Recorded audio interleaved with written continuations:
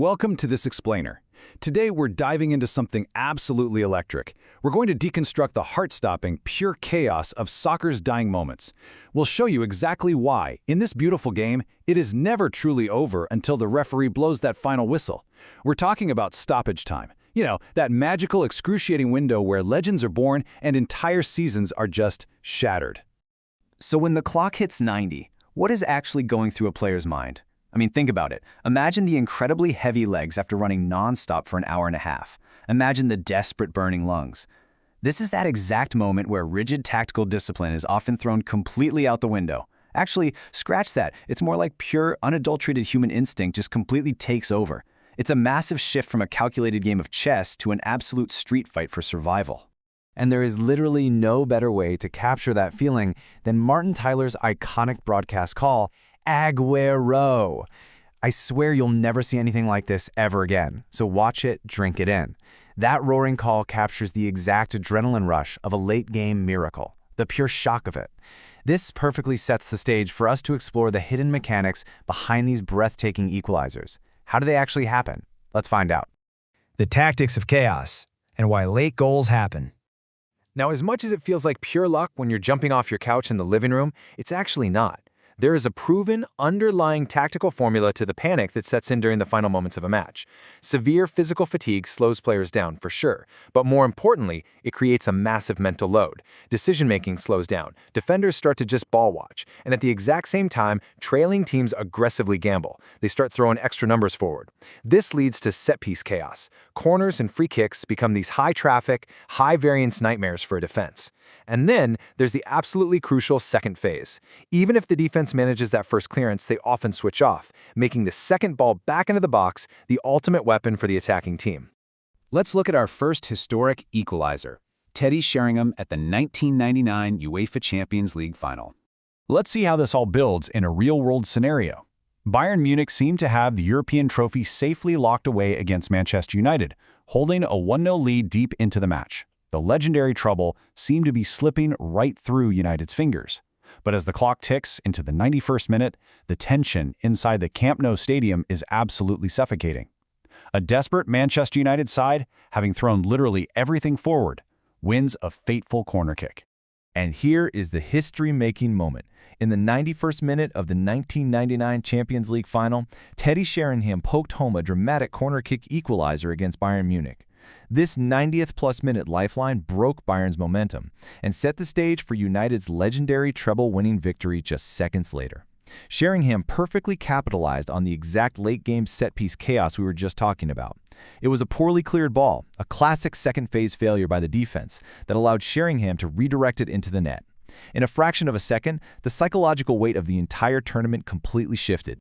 You can practically hear the absolute shock in broadcaster Clive Tildesley's voice. He yells, "Name on the trophy." Teddy Sheringham, with 30 seconds of added time played, has equalized for Manchester United. This equalizer didn't just tie the game, it fundamentally rewrote the script of the final right before a global audience. The sheer improbability of it just broke Bayern Munich mentally. And this brilliantly illustrates the ripple effect of a late equalizer. Just look at the compression of time here. Bayern held the lead from the 6th minute all the way to the 91st, but Sheringham's equalizer forced a total mental collapse in the opponent. Because of that 91st minute goal, United won another corner, directly setting up Ole Gunnar Solskjaer's winning goal in the 93rd minute. The equalizer was literally the skeleton key that unlocked the victory. Moving on to our next historic equalizer, Edin Dzeko on the 2011-2012 English Premier League final day. Our next stop accelerates us to a ridiculously dramatic final day. Manchester City are trailing Queen's Park Rangers 2-1 at home. Their bitter rivals, Manchester United, have already won their match. City's title hopes are rapidly fading into a total nightmare.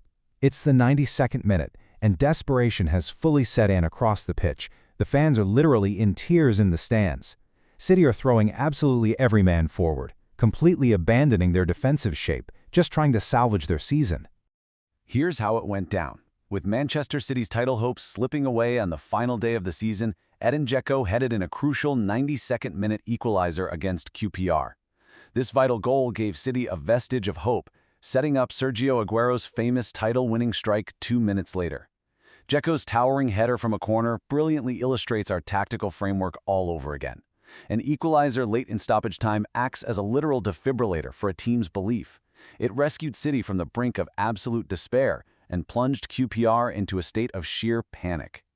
Notice how Peter Drury's commentary perfectly encapsulates this feeling. Dzeko scores, 4 minutes to save themselves. Edin Dzeko, hope, a vestige of hope. This equalizer instantly shifts the psychological burden. It injects a massive surge of adrenaline into City's heavy legs while leaving QPR completely reeling in the deafening noise of the Etihad Stadium. This timeline proves an incredible point about stoppage time. The equalizer is very often the hardest hurdle. Once Dzeko scored in the 92nd minute, the momentum tsunami made the subsequent winner, Aguero's legendary 94th minute strike, almost inevitable. The defense was stretched, the mental load was way too high, and the tactical chaos allowed City to snatch the title away from Manchester United in the dying seconds. Which brings us to our third historic equalizer, Sergio Ramos at the 2014 UEFA Champions League final. This was a remarkably tense cross-city derby where Atletico Madrid, up 1-0, were seconds away from their ultimate glory against their giant neighbors, Real Madrid. We are deep into stoppage time. It's the 93rd minute, with exhausted legs dragging on the turf and a breathless crowd watching history hang in the balance, and Real Madrid wins one final fateful corner. And here is the summary of that moment. Trailing their city rivals by a single goal and seconds away from defeat, Real Madrid's Sergio Ramos rose to head in a 93rd minute equalizer. This monumental header crushed Atletico's dreams and propelled Madrid to win their historic 10th European Cup, La Decima, in extra time. Looking at this, we can see how perfectly this moment aligns with everything we've learned. Ramos completely exploited the immense physical fatigue and mental lapse in Atletico's defensive lines. He attacked the space with sheer desperation to execute an unstoppable bullet header. Once again, set-piece chaos dictating history. Comparing these two mindsets, we see a textbook tactical collision. Real Madrid's all-out risk profile aggressively collided with Atletico's drained conservative defensive shape. Real Madrid was throwing numbers forward with desperate urgency, totally relying on set-piece chaos. Meanwhile, Atletico was completely focused on defending their slim 1-0 lead with fatigued legs and compact lines. The result, an equalizer that permanently altered European football history, utterly deflating Atletico and allowing Real Madrid to run riot in extra time to win 4-1. The final whistle legacy, looking beyond the 90th minute. These three historic case studies, Sheringham, Dzeko, and Ramos, they all remind us that stoppage time isn't just a simple add-on to the regular 90 minutes. It's an entirely different tactical game, played on the absolute razor's edge of human emotion and physical endurance. So the next time you watch a match and the fourth official holds up the board to show the added time, I want you to ask yourself, is the match actually ending, or is the real drama just beginning? Whose legacy is going to be entirely rewritten the next time the clock hits 90? Thanks so much for joining me for this explainer.